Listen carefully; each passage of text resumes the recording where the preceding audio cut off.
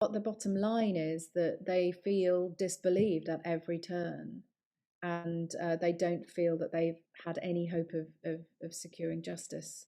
And that has then led to clearly, essentially, in lots of cases, the ends of their careers, which were up to that point going very well. In some cases, very long-standing careers. It's led to the end of those careers and a medical discharge, and a referral into NHS services.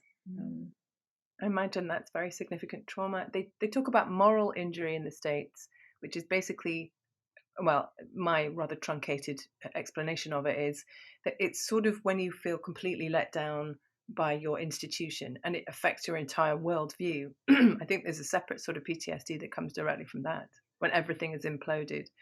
I agree, and I think that's the thing that's really, really difficult for people in the military, that is particular to them. And you see that in working with bereaved families as well, because the armed forces prides itself on being a family. And when you're in it and you want to be there and you're proud of it, and you have this, you benefit from this extraordinary sense of solidarity and camaraderie. Um, when things go wrong, we talked about earlier, that snowball very quickly, everything goes wrong. That is awful and appalling. Well, the original assault is awful and appalling. Then you've got the snowball, and then you've got the sense that you're no longer inside this institution that you thought and you were always trained to believe would always protect you and stand by you, you know? And that's really, really hard. So it's an additional layer of loss, I think. Yeah, many of And the many of the sexual trauma victims who've spoken to me have said there was the event, but what was even more traumatizing to some of them in some ways, or equally as traumatizing, was actually how it was dealt with.